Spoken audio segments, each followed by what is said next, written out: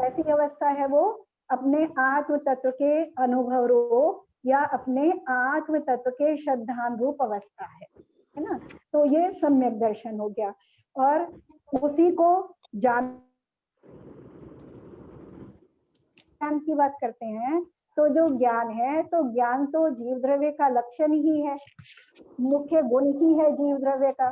तो सभी जीव चाहे वो किसी भी अवस्था में है, उनमें ज्ञान है। लेकिन यहाँ सम्यक ज्ञान की जब बात करेंगे तो सम्यक ज्ञान जैसे एक लाइन में उदाहरण लेते हैं, 6 डाला पढ़ने के लिए वहां उन्होंने कहा है दौलत राम जी ने, पहले सम्यक दर्शन के लिए उन्होंने कहा कि पर द्रव्यंते भिन्न आप में रुचि सम्यक तो भला है। यानी पर द्रव्यों से भिन्न जो स्व आत्म तत्व की रुचि है वो सम्यक दर्शन है ना। आगे ना आत्म तत्व की रुचि, आत्म तत्व का श्रद्धान, आत्म तत्व का अनुभव, वो सम्यक दर्शन है। कैसा सर? कैसी? पर द्रव्यों से भिन्न। इसी को याद रखना, तो फिर हम इसको चारित्र में लागू करेंगे आगे, इनसे हम चारित्र समझेंगे। फिर जब सम्यक ज्ञान की उन्होंने परिभाषा करी तो उसको दिया उन्होंने, सम्यक साथे ज्ञान होए पे भिन्न आराध हो, युगपत होते हो दीपक प्रकाश दीपक ते होई, है ना। जैसे प्रकाश और दीपक, अगर दीपक है तो प्रकाश है और प्रकाश है तो दीपक है, ये एक साथ हैं दोनों, लेकिन फिर भी दोनों में कारण कार्य का अंतर है। एक साथ होने पे भी, तो जब सम्यक दर्शन हो जाता है तो जीव का ज्ञान सम्यक ज्ञान कहलाने लगता है ना। सम्यक दर्शन के साथ जीव का जो ज्ञान है वो अभी पूर्ण ज्ञान नहीं है, लेकिन फिर भी उसने जो उपादेय तत्व था, निज आत्म तत्व था, उसका उसने श्रद्धान कर लिया है, उसको सम्यक पने से जान लिया है, तो उसके ज्ञान को आचार्यों ने सम्यक ज्ञान कहा। तो वो कैसा है? उसमें कारण कार्य भाव है, यानी सम्यक दर्शन कारण है और सम्यक ज्ञान उसका कार्य है, तो वो ज्ञान सम्यक हो गया। सम्यक ज्ञान और उसके अलावा जो बाकी जो सांसारिक ज्ञान है, लौकिक ज्ञान है, उस ज्ञान से यहाँ मतलब नहीं है, क्योंकि जो ज्ञान है उसका तो काम ही स्व और पर दोनों को जानना है, तो वहां पर को जानने से प्रयोजन भूत नहीं है, स्व को जानने से प्रयोजन भूत है, इसलिए यहाँ सम्यक ज्ञान नाम पाया। लेकिन 13वें 12वें गुण स्थान तक जो ज्ञान है वहां उसके साथ में अज्ञान अवस्था भी रहती है। अब हम चारित्र की बात कर रहे हैं, तो हमने चारित्र का बहुत अच्छे से विश्लेषण किया था, तो ये थोड़ा सा बस रिवाइज करने के लिए किया। तो चारित्र, पिछली बार हमने कहा था कि चारित्र क्या है। सबसे पहले चारित्र क्या है, फिर बात करेंगे सम्यक चारित्र और मिथ्या चारित्र, फिर उसके भेदों, है ना। सबसे पहले चारित्र क्या है?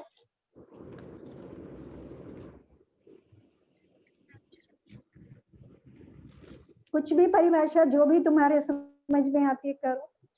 मेरा जो आचरण है, हाँ, व्यवहार जो हम करते, हाँ, वो चारित्र कैसे करते हैं? हाँ, वो आचरण हम कैसे करते हैं, किस तरह से आचरण करना, आचरण है, चारित्र है, वो सब, या जो हमारी क्रियाएं हैं, है ना, तो वो चारित्र है। तो वो किस प्रकार से है ना।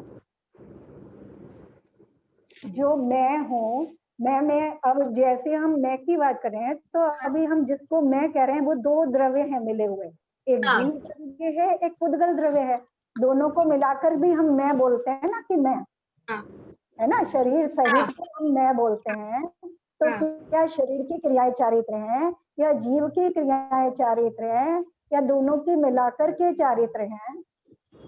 वैसे ऐसे देखा जाए तो जीव की क्रिया ही चारित्र कहलाएंगी, पर अभी हम सांसारी हैं। अगर हम अपने व्यवहार जगत से बोले तो दोनों का मिलके जो रूप बन रहा है, अभी हम उसको चारित्र कह सकते हैं। जैसे हम उसमें राग और द्वेष भी है। जीव की क्रिया कौन सी है? जैसे जो है, जैसा हम जान रहे देख रहे, अब हम जान रहे देख रहे, पर हम उसमें एक अपना भी डाल देंगे कि ये अच्छा है ये बुरा है, तो ये मिथ्या चारित्र, हमारे हिसाब से ये मिथ्या चारित्र हो जाएगा। लेकिन हम ये जान रहे केवल कि जो ये बोल रहा, तो हम उसमें अपनी क्रियाएं करने लगते हैं।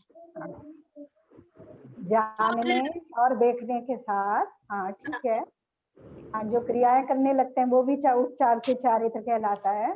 जानने और देखने के साथ मेरे जिस प्रकार के परिणाम हो रहे हैं, मेरे जिस प्रकार के भाव हो रहे हैं, है ना, वो राग रूप हो या द्वेष रूप हो या कर्ता रूप हो, कुछ करने रूप हो या कुछ भोगने रूप हो या सुखी होने रूप हो या दुखी होने रूप हो, है ना, वो मेरे जो परिणाम हो रहे हैं वो सब चारित्र हैं, है ना। जानने परिणाम साथ मेरे जो परिणाम हो रहे हैं वो चारित्र हैं, और उन परिणामों के योग से मेरी जो मन वचन काय के साथ योग करके, है ना, संयोग करके जो क्रिया हो रही है, शरीर के साथ, मन के साथ, वचन के साथ जो क्रिया हो रही है, उसको भी उपचार से चारित्र कहते हैं, है ना। जैसे उपचार से चारित्र कहना, जैसे मान लो हम गाड़ी में बैठ के सफर कर रहे हैं, है ना, गाड़ी में बैठ के सफर कर रहे हैं, तो आप चल रहे हो कि गाड़ी चल रही है? गाड़ी चल रही है। गाड़ी चल रही है ना, लेकिन कहा क्या जाएगा कि मैं चल रहा हूँ, है ना, मैं भी तो चल रहा हूँ ना, भले ही मैं उसमें बैठा हूँ। के चलने के साथ गमन हो रहा है, तो उपचार, इसको हम उपचार कहते हैं कि उपचार से यानी दो चीजों का मिलाकर कथन करने की जो पद्धति है, कहने की जो पद्धति है ना, या दो चीजों के संबंध से जो होने वाली क्रिया है, वो इसी तरह शरीर की और भावों की मिलकर के जो क्रिया हो रही है वो भी उपचार से चारित्र कहलाती है, और उसको हम व्यवहार चारित्र कहते हैं, है ना।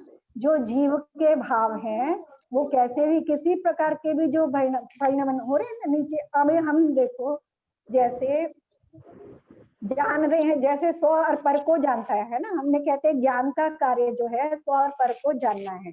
अभी जो मैं तुम्हारे सामने बोल रही हूँ तो मैं पर हूँ, तुम मुझे जान रहे हो, देख रहे हो, जो मैं बोल रही हूँ वो भी जान रहे और देख रहे हो, यानी 5 इंद्रियों के माध्यम से जो कुछ भी तुम ग्रहण कर रहे हो वो सब पर है ना, उस सबको पर को जान रहे हो। उसके साथ में जो तुम्हारे अपने अंदर में भाव चल रहे हैं उसको भी जान रहे हो, है ना। दोनों चीजें एक साथ जानने में आ रही है ना, तो भी जानने में आ रहा है और पर भी जानने में आ रहा है।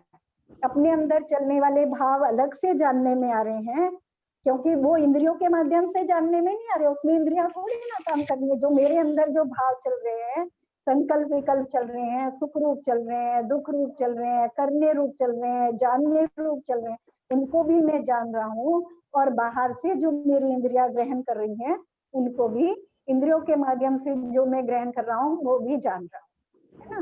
तो इस प्रकार से जैसे जानना दो प्रकार का हो गया है ना, एक इंद्रियों के माध्यम से जानना हो गया, वो पर को जानना हो गया, और जो अपने अंदर में जो कुछ चल रहा है अपने भावों को जानना, वो स्व को जानना हो गया, या अपने वस्तु स्वरूप को जानना हो गया। तो ऐसे ही तो जो अपने अंदर में जो भाव चल रहे हैं, संकल्प विकल्प रूप जो परिणाम चल रहे हैं, वो जीव की क्रिया है ना, वो जीव का चारित्र है। उसका मतलब हुआ, समझ में आ गया ना कि चारित्र क्या है।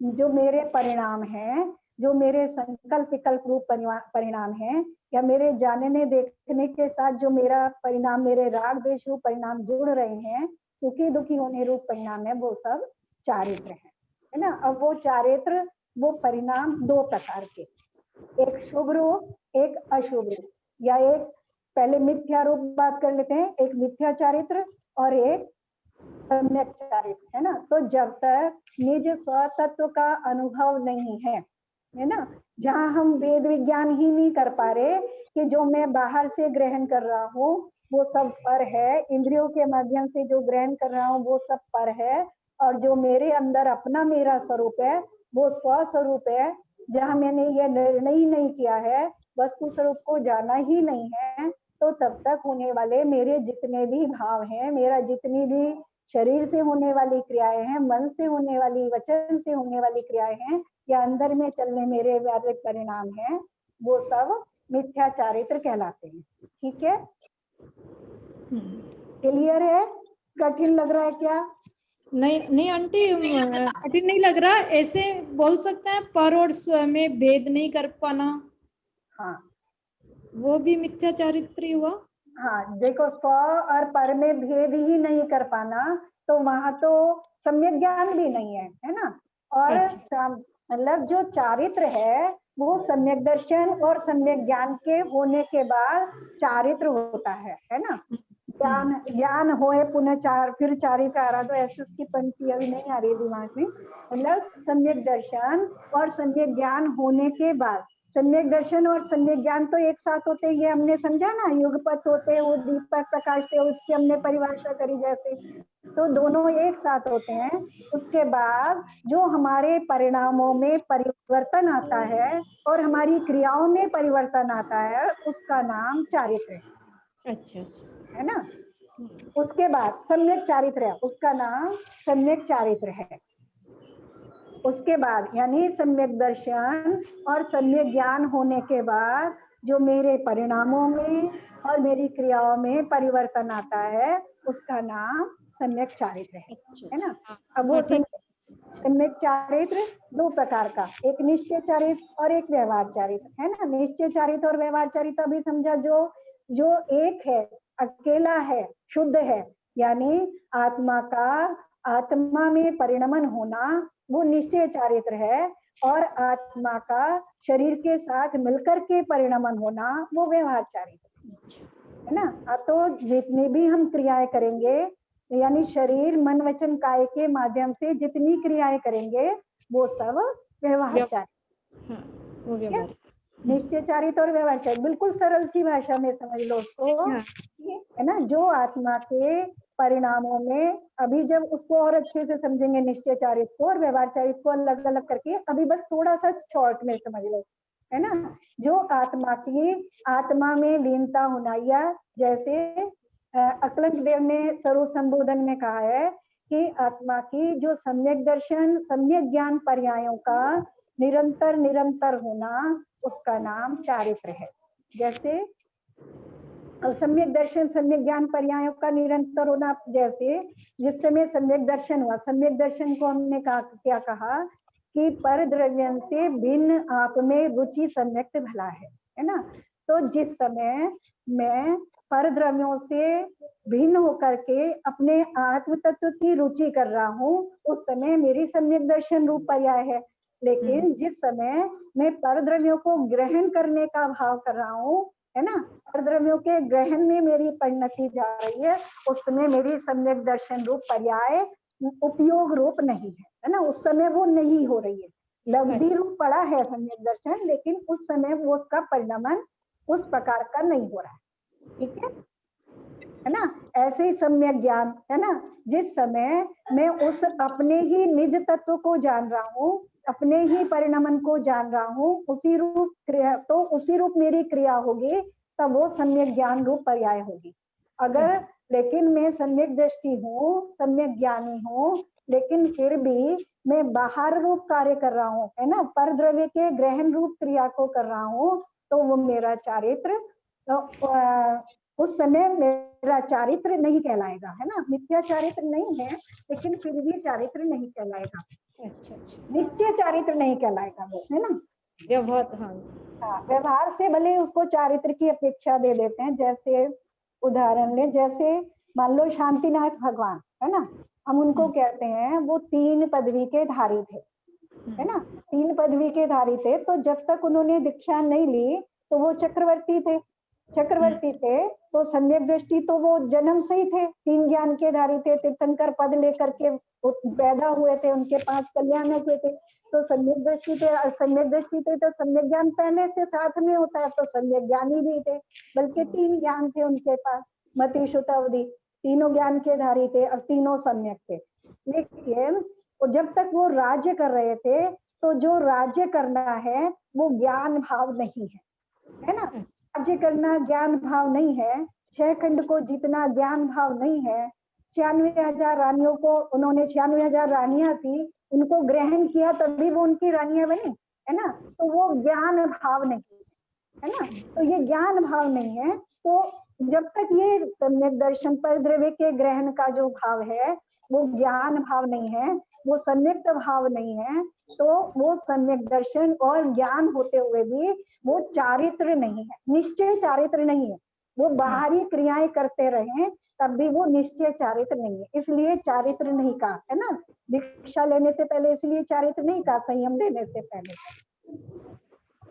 उदाहरण के लिए समझे है ना, बहुत डिटेल में जाएंगे तो अभी नहीं होगा फिर, तो इस तरह से समझें। तो फिर उसकी हम बात करते हैं। जैसे अब जो चारित्र है, जो व्यवहार चारित्र है या निश्चय चारित्र है, उसमें भी परिणामों की हमने बात करी थी।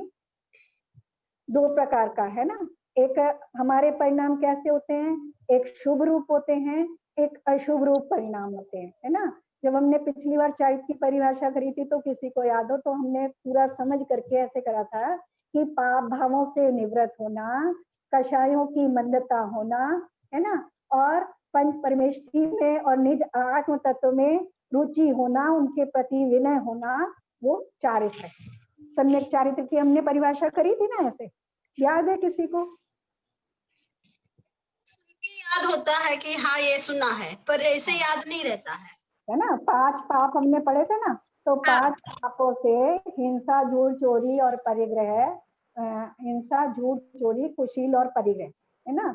इन 5 से विरक्ति के भाव होना, इनसे वैराग्य होना कि मैं इन 5 पापों से दूर रहूं, इन 5 पापों से दूरी बनाने के भाव होना, 5 पापों से वैराग्य के भाव होना, विरक्ति के भाव होना, कषायों की मंदता होना, है ना। कषाय पूरा समाप्त नहीं हो गया, तो जब कषाय पूरा समाप्त हो जाएंगे तो चारित्र की पूर्णता होने लगेगी। वहां से 10वें गुण स्थान तक कषाय रहती है, तो धीरे धीरे उनकी तीव्रता का कम होना, और देवशास्त्र गुरु के प्रति और निज आत्म तत्व के प्रति विनय और श्रद्धा का निरंतर बने रहना, है ना।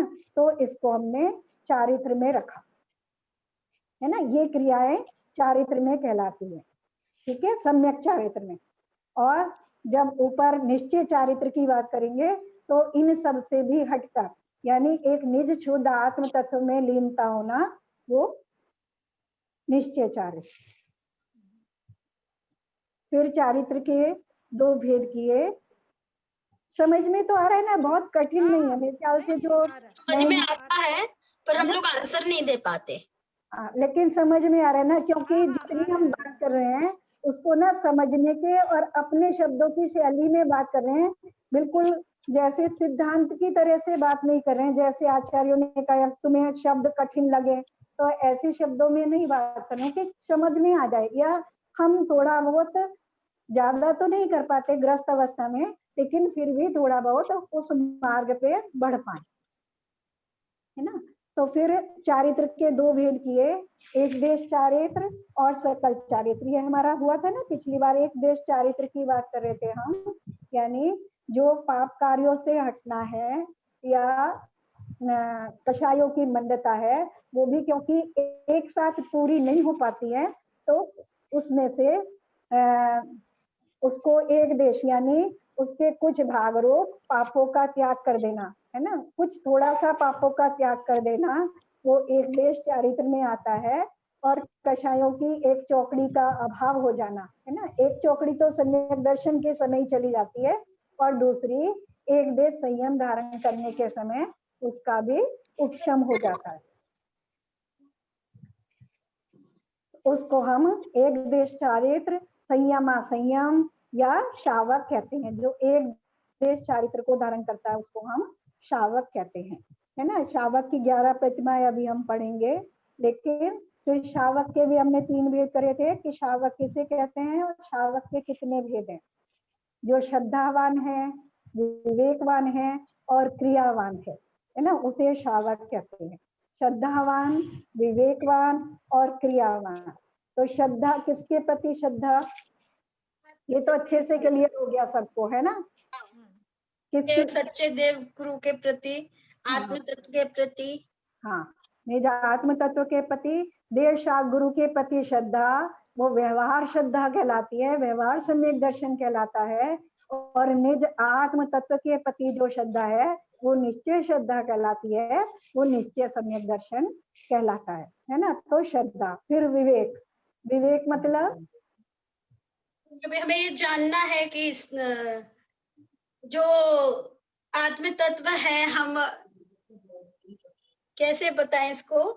हाँ, विवेक का मतलब क्या होता है? जो नॉलेज जर्नल में भी जो होता है विवेक का मतलब वही होता है। विवेक का मतलब लौकिक में भी जो है विवेक मतलब सही समझना।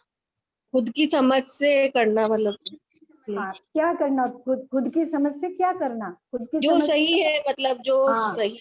कि सही क्या है, गलत क्या है, और सही गलत क्या मतलब मेरे लिए, मेरे कल्याण के लिए क्या सही है, और मेरा कल्याण या मेरे क्या गलत है। गलत क्या है मतलब, गलत का मतलब यह है कि ऐसी कौन सी वस्तु है जो मुझे, यानी मुझे जीव तत्व को, आत्मा को पतन की ओर ले जाती है, वो गलत है ना। हमने पाप की परिभाषा करी थी ना, जो आत्मा को पतन की ओर ले जाए उसे पाप कहते हैं, है ना। तो मेरे लिए क्या है और क्या उपादेय है, इसका निर्णय करके निर्णय करना वो विवेक। मेरे लिए क्या है या क्या छोड़ने योग्य है, मतलब छोड़ने योग्य, या मुझे क्या नहीं करना चाहिए और मुझे क्या करना चाहिए, वो उपादेय है ना। तो ऐसा जो विवेक करना, ऐसी समझ लाना, वो विवेक। और क्रियावान फिर श्रद्धा और विवेक के हिसाब से क्रियाएं करना, ठीक है। श्रद्धा और विवेक के हिसाब से क्रियाएं करना, वो क्रियावान। वैसे तो सभी क्रिया करते हैं, सभी जीव क्रिया कर रहे हैं, है ना। जो बहुत पापी हैं वो भी क्रिया कर रहे हैं, लेकिन यहाँ उस क्रिया का मतलब नहीं है। यहाँ क्रियावान से प्रयोजन है कि जो मेरा श्रद्धान है और जो मेरा विवेक है उसके हिसाब से क्रिया करना। तो ये शावक के लक्षण हो गए, जो श्रद्धावान है, जो विवेकवान है और जो क्रिया। 3 प्रकार के शावक, पाक्षिक, नैष्ठिक और साधक, है ना। पाक्षिक शावक श्रद्धा कर ली है जिसने, है ना, देवशाख गुरु के प्रति, वीतरागी देवशाख गुरु के प्रति जिसकी श्रद्धा है, हे उपादेय का जिसको ज्ञान है, और हे उपादेय का ज्ञान करने के बाद उसकी क्रियाओं में अंतर आने लगा है ना। वो मध्य माधु मांस का त्यागी है, 5 उदंबर फलों का त्यागी है, अभक्ष का त्याग कर दिया है, रात्रि भोजन का त्याग कर दिया है, जीव दया पालन करता है, और अपने आत्म तत्व में अपने स्वरूप को जानने के प्रति, उसको ग्रहण करने के प्रति निरंतर प्रयत्नवान है ना। नहीं कर पा रहा है लेकिन कोशिश कर रहा है, तो वो पाक्षिक श्रावक है। और नैष्ठिक श्रावक जो निष्ठा पूर्वक अपने इन व्रतों का पालन करता है और प्रतिमा धारण करता है। एक देश जिसने अनुव्रत धारण कर लिए हैं, यानी एक देश 5 पापों का त्याग कर दिया। एक देश 5 पापों का त्याग करना मतलब हिंसा का जिसको त्याग हो गया संकल्प पूर्वक। और साधक श्रावक जिसने अपने पूरे जीवन में, अपने जीवन में इस तरह का पालन करते हुए अपने जीवन के अंतिम समय में संलेखना धारण कर ली है, यानी मृत्यु का समभाव से स्वागत किया है, वो हो गया साधक श्रावक। अब पाक्षिक श्रावक की जब हमने बात करी तो हमने करी अभक्ष्य, है ना। अभक्ष्य अनीति और अन्याय का त्याग होता है। पाक्षिक श्रावक भी जो होगा या जो सम्यक दृष्टि जीव होगा उसको अभक्ष्य, अनीति और अन्याय, इनका त्याग होता है ना। तो अभक्ष्य, अभक्ष्य में हमने, अभक्ष्य तो सबको ही पता है, सबने पहले भी बता दिया था, जो खाने योग्य नहीं है। तो त्रस हिंसा कारक, बहुस्थावर हिंसा कारक, प्रमाद कारक, अनिष्ट कारक और अनुपसेव्य।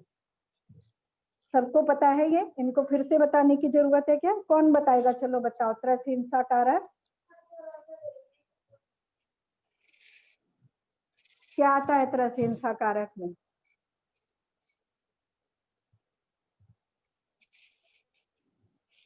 हेलो, आवाज आ रही है ना? हाँ, आ रही है आंटी। सब ब्लैंक है किसी की लेकिन आवाज नहीं आ रही, सब चुप बैठे। त्रस हिंसा कारक बताओ, चलो जल्दी फटाफट बताओ। क्या? जिसमें 30 जीवों की हिंसा हो। हाँ, जैसे आलू वगैरह, आलू में इतना। ये तो स्थावर हिंसा कारक में आते हैं, अच्छा अच्छा। त्रस हिंसा में, है ना। पानी में जो होते हैं छोटे छोटे पानी। हाँ, बिना छने पानी में भी त्रस जीव होते हैं।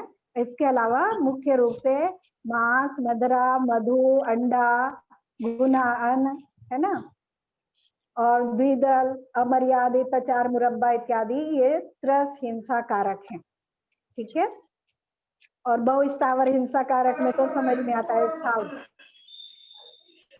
तो द्विदल क्या त्रस हिंसा कारक में आता है? हाँ, द्विदल त्रस हिंसा कारक में आता है। उसमें दोनों के दही और वो मिलने से, द्विदल के मिलने से उसमें वो त्रस हिंसा कारक है। त्रस जीवों की। हाँ, और बहुस्थावर हिंसा कारक में जितने जमीकंद हैं वो सब, और बहुत कच्चे फल है ना, ये बहुस्थावर हिंसा कारक में। प्रमाद कारक में जितने भी नशीले पदार्थ हैं वो वगैरह आ सब जाएंगे। प्रमाद कारक में। ठीक है, अनिष्ट कारक जो रोग होने पे भी हम जिनका सेवन करें, जैसे शुगर वाले के लिए मीठा खाना है ना, ये अनिष्ट कारक हैं। जो शरीर में विकलता को बढ़ाए वो अनिष्ट कारक है।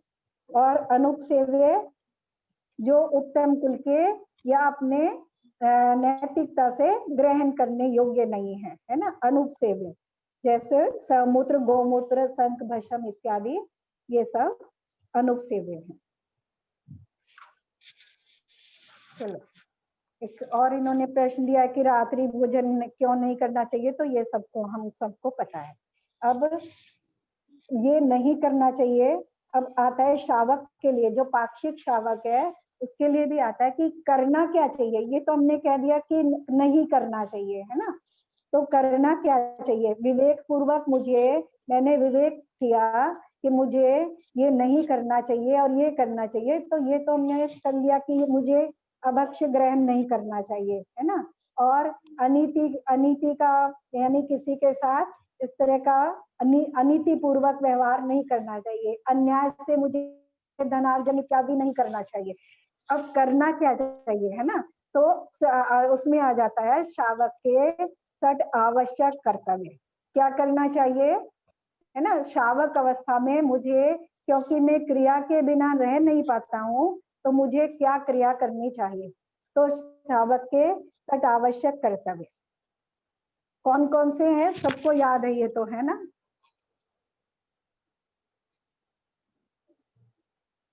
देव पूजा, गुरु उपासना, स्वाध्याय, संयम, तप और दान। देव पूजा सबको पता है, देव शास्त्र गुरु की, जिनेंद्र भगवान की मनवचन काय से जिनेंद्र भगवान के गुणों का चिंतन मनन करना देव पूजा कहलाती है। गुरु उपासना, मोक्ष मार्ग के साधक गुरुओं का उपदेश सुनना, भक्ति पूर्वक उनकी सेवा इत्यादि करना, आहार दान इत्यादि देना, वो सब गुरु पूजा में आ जाता है। अद्वित मान जाओ, क्या कर रहे हो? स्वाध्याय, स्वाध्याय भी सबको पता है कि जिनेंद्र कथित ग्रंथों का पढ़ना, सुनना, सुनाना, पूछना, बताना, चर्चा करना, चिंतन एवं मनन करना, है ना, सब स्वाध्याय में आ जाता है। अगर हम कुछ सुन भी रहे हैं, कुछ पढ़ भी रहे हैं, अगर हमारे समझ में नहीं आ रहा है तो उससे संबंधित प्रश्न करना भी स्वाध्याय के अंतर्गत आता है। क्योंकि अगर चीज मुझे, जो कथन है ना, जो आचार्यों के कथन है या जो वस्तु का स्वरूप है, जब तक वो मुझे क्लियर नहीं होगा, स्पष्ट नहीं होगा, तब तक मेरा जो श्रद्धान है वो निर्मलता की ओर नहीं बढ़ेगा, उसमें निर्मलता नहीं बढ़ेगी, है ना। मेरा ज्ञान जो है वो भी और आगे वृद्धि को प्राप्त नहीं होगा। तो जो मेरा, भले ही मैंने श्रद्धान कर लिया अपने आत्म तत्व का, लेकिन फिर भी अगर मैं निरंतर इन क्रियाओं को नहीं करूंगा तो जो मेरी निर्मलता है वो नहीं बढ़ेगी और मैं एक ही जगह पे खड़ा रह जाऊंगा, आगे नहीं बढ़ पाऊंगा फिर, है ना। तो स्वाध्याय, इसके लिए स्वाध्याय, निरंतर स्वाध्याय करना। संयम, संयम हमें पता ही है, अपने मन और इंद्रियों को नियंत्रण में रखना संयम कहलाता है। मन और इंद्रियों को, क्योंकि अनादिकाल से जो हमारे संस्कार पड़े हैं, तो हमारा मन और इंद्रियां उसी तरफ भागती हैं। तो वस्तु के स्वरूप को समझ करके अगर वो उस तरफ भाग रही हैं, तो क्योंकि वो मेरे लिए नुकसानदायक है, उनसे मेरा नुकसान होता है, वो मेरी आत्मा को पतन में ले जाती हैं, तो इसलिए उनको नियंत्रण में रखने का प्रयास करना। तब अपनी इच्छाओं का निरोध करना, है ना। संयम में और तप में थोड़ा सा अंतर है। जो संयम है तो वो ही बढ़ते बढ़ते आगे जाकर फिर तप रूप परिवर्तित हो जाता है। तो संयम में मन और इंद्रियों को संयमित करना, और तप में मतलब अपने अंदर में इच्छाओं का निरोध करना, यानी अंदर में पहले तो अभी इच्छाएं उत्पन्न हो रही हैं और मन और इंद्रियों को संयमित करके हम उन्हें रोकने का प्रयास कर रहे हैं, इच्छाओं को दबाने का प्रयास कर रहे हैं। लेकिन तप में जब इस तरह बढ़ जाता है तो इच्छा उत्पन्न ही नहीं होना देना, है ना। इच्छाओं का निरोध करना यानी इच्छाएं जहां उत्पन्न होना ही बंद हो गई हैं तो वहां से मेरा तप उत्कृष्ट होता चला जाता है। दान, है ना। दान मोक्ष मार्ग की साधना में संलग्न जीवों के लिए स्व और पर के कल्याण की भावना से योग्य द्रव्य का दान त्याग करना दान कहलाता है। देखो, दान में बहुत सारी चीजें आ जाती हैं। एक तो दान कैसे देना, किसको देना, क्यों देना, है ना। अच्छे से पढ़ा था ये सब हमने उसमें ऊपर स्वाध्याय वाली क्लास में, तो खूब अच्छे से हुआ था कि दान सबसे पहले दान स्व और पर दोनों के कल्याण के लिए दिया जाता है। और किस चीज का दिया जाता है? अपनी निज वस्तु का दिया जाता है ना। त्याग और दान में भी हमने अंतर पढ़ा था कि त्याग तो जो वस्तु नहीं है उसका भी मैं त्याग कर सकता हूँ, यानी जिस वस्तु को मुझे ग्रहण नहीं करना है ना, या मेरे पास नहीं है लेकिन आगे भविष्य में मैं मुझे वो नहीं चाहिए तो भी मैं उसका त्याग कर सकता हूँ। लेकिन दान देने के लिए वो वस्तु मेरे पास होनी चाहिए और दान लेने वाला भी होना चाहिए। तो दान देने में थोड़ा अंतर हो जाता है। तो लेकिन दान अपनी सामर्थ्य अनुसार, और अपना कल्याण कैसे होता है? क्योंकि देने से जो अपना, एक तो जो मेरे पास वस्तु है वो मैंने दी तो मेरे अंदर त्याग के भाव बने, वस्तु को त्याग करने के भाव बने तो वो पुण्य रूप भाव है। दूसरे की सहायता करने के भाव बने, वो भी पुण्य रूप भाव है। और उससे मेरी लोभ कषाय में मंदता आई, है ना। कषायों की मंदता हुई और परिग्रह कम होने से परिग्रह रूपी पाप का भी जो अभाव हुआ, इससे मतलब पाप और कषाय की मंदता होने से वो उससे मेरा भी कल्याण हुआ और दूसरे के लिए उपयोगी है तो उसके परिणामों में उसका कोई काम बना तो उसके परिणामों में सहायता हुई तो उसका भी कल्याण हुआ। ठीक है, तो ये हमारे 6 आवश्यक कर्तव्य हैं। अगर हम भले ही सम्यक दृष्टि नहीं हुए हैं तो भी हम इन 6 आवश्यक कर्तव्यों का पालन करें तो उस मार्ग पे जो हमारे परिणाम है उस प्रकार की निर्मलता उन परिणामों में बढ़ेगी और हम सम्यक दृष्टि निश्चित रूप से हो जाएंगे। ठीक है, ये हो गई। ये मतलब ये पाक्षिक श्रावक पे भी लागू होते हैं, ये 6 आवश्यक कर्तव्य, और नैष्ठिक श्रावक पे भी लागू होते हैं। अब दूसरी बात करते हैं नैष्ठिक श्रावक की। नैष्ठिक श्रावक के कितने पद हैं? तो नैष्ठिक श्रावक के 11 पद है। इन्हें ही हम श्रावक की 11 प्रतिमाएं कहते हैं। ये 11 प्रतिमाएं सबको पता है। दर्शन प्रतिमा, व्रत प्रतिमा, सामयिक प्रतिमा, कोषधोपवास प्रतिमा, सचित त्याग प्रतिमा, रात्रि भुक्ति त्याग प्रतिमा, ब्रह्मचर्य प्रतिमा, आरंभ त्याग प्रतिमा, परिग्रह त्याग प्रतिमा, अनुमति त्याग प्रतिमा और उद्दिष्ट त्याग प्रतिमा। ये क्या है? ये क्रम क्रम से बढ़ते हुए अपने परिणामों की और अपने परिणामों के माध्यम से होने वाली क्रियाएं, है ना, उन सब का उत्कृष्ट मतलब ऊपर ऊपर बढ़ना है, यानी शुभ की तरफ बढ़ते हुए हैं। ये शुभ की तरफ बढ़ते हुए हैं, यानी अपने परिणाम भी पापों से विरक्त होते हुए, कषायों की मंदता होते हुए और निरंतर जो मेरी मन वचन काय के माध्यम से जो क्रिया हो रही है उनको भी निरंतर निर्मल बनाते हुए, है ना, और शुभ बनाते हुए हैं निरंतर। ये प्रतिमाएं ऊपर ऊपर इस तरह से। और जब एक जो ऊपर ऊपर के नंबर की प्रतिमा होती है तो उसके साथ पीछे वाली प्रतिमा बनी रहती है क्रम से, है ना।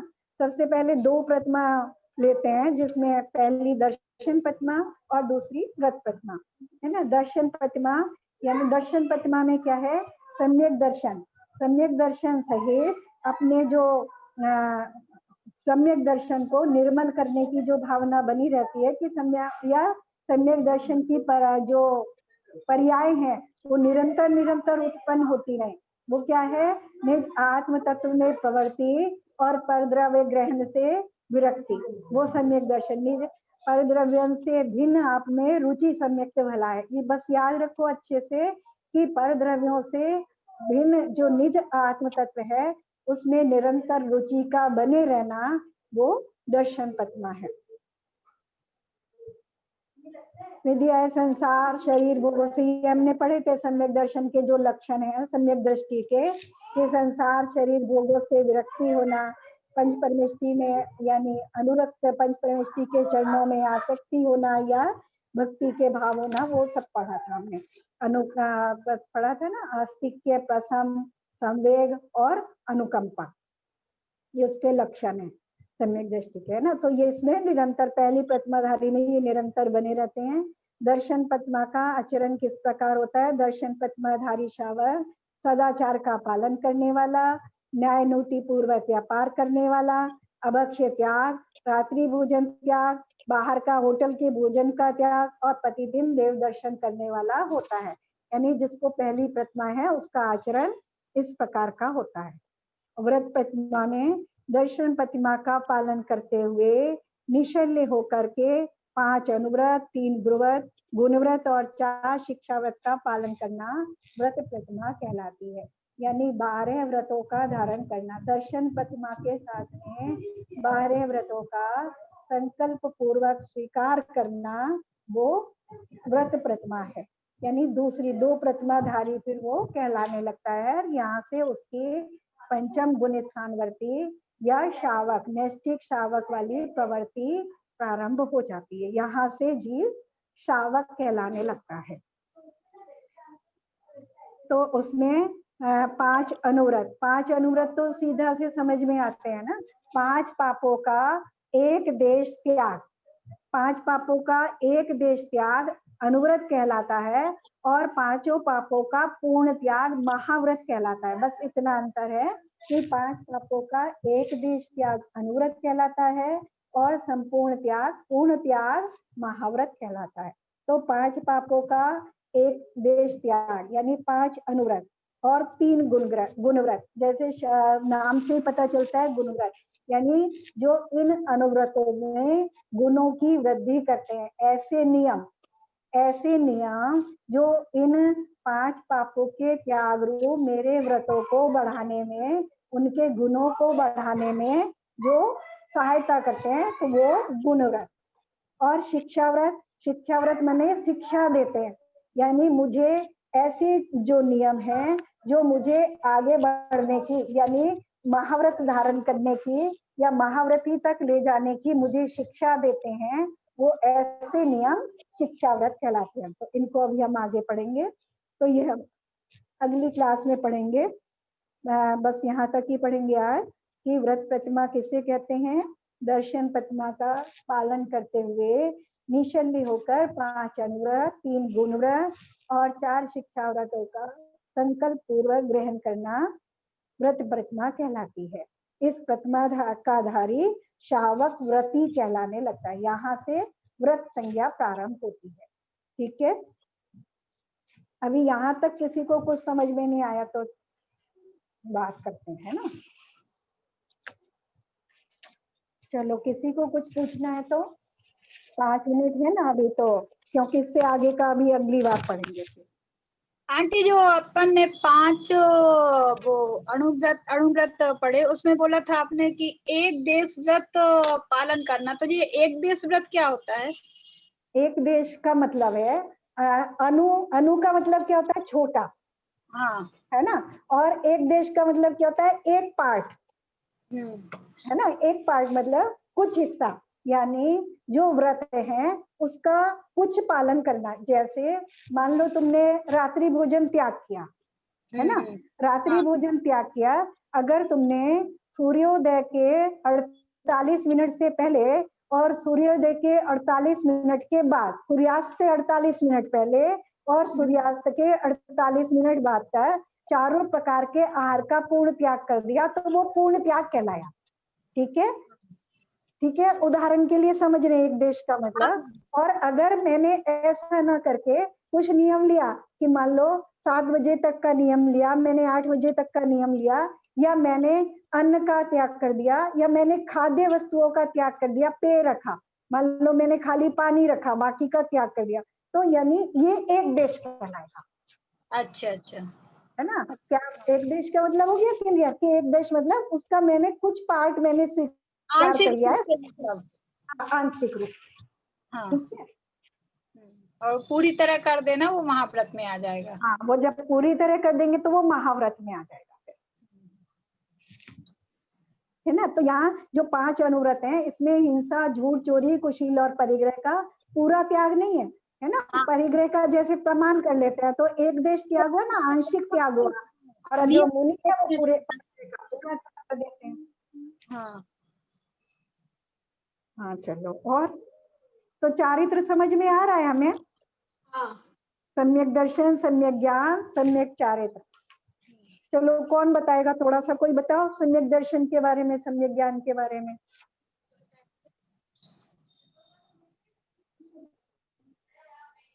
किसी को थोड़ा सा अच्छे से थोड़ा समझ में आया तो कुछ तो बताओ, नहीं तो लगेगा मुझे मैं कुछ समझा ही नहीं पाई, कुछ बता ही नहीं पाई।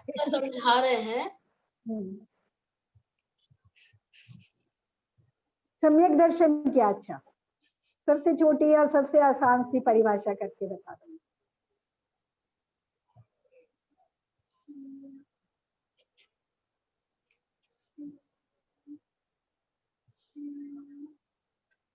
सम्यक दर्शन की है परद्रव्यों में रुचि न रखकर आत्म तत्व में रुचि रखना।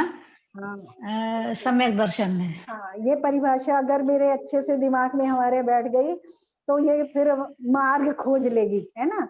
पर आत्म तत्व के नहीं, आत्म तत्व पर श्रद्धा करना सम्यक दर्शन है।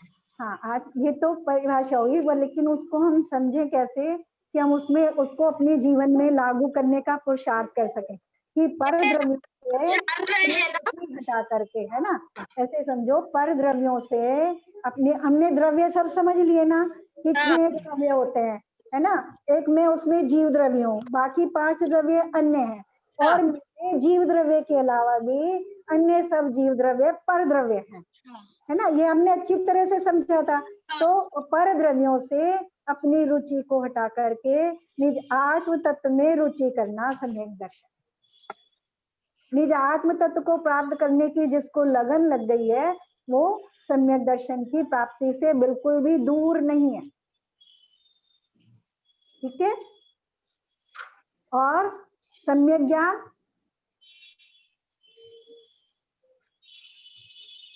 जिसको सम्यक दर्शन हो गया, है ना? जिसको सम्यक दर्शन हो गया, जिसने निज अपने आत्म तत्व को जान लिया, उसका ज्ञान, क्योंकि जो उपादेय भूत वस्तु है ना, जो मेन मुख्य वस्तु है उसको उसने अच्छी प्रकार से जान लिया है, जो जानने योग्य है, ग्रहण करने योग्य है, उसको उसने जान लिया है, तो उसका ज्ञान सम्यक ज्ञान हो गया। ठीक है, और उस ज्ञान, सम्यक दर्शन और ज्ञान पूर्वक जो आत्मा के परिणाम हैं और उन परिणामों के संयोग से होने वाली जो मन वचन काय की क्रियाएं हैं वो चारित्र। ठीक है, पूरा जो हमने 1 घंटे तक पढ़ा उसका पूरा का पूरा निचोड़ इतना है बस तेरा। ठीक है, चलो अगली बार फिर पूछेंगे, फिर चलेंगे इसी में, क्योंकि ये हमें, हाँ, क्योंकि इसको तो अच्छे से समझना है ना, क्योंकि यही मार्ग है, मोक्ष मार्ग है ना, सम्यक दर्शन ज्ञान चारित्र, और मोक्ष सुख स्वरूप है। अगर सुख प्राप्त करना है तो इसको जानना भी पड़ेगा और ग्रहण भी करना पड़ेगा। ठीक है, चलो जिन्वानी स्तुति कर ले। उनके ज्ञान से सूझे सदा दे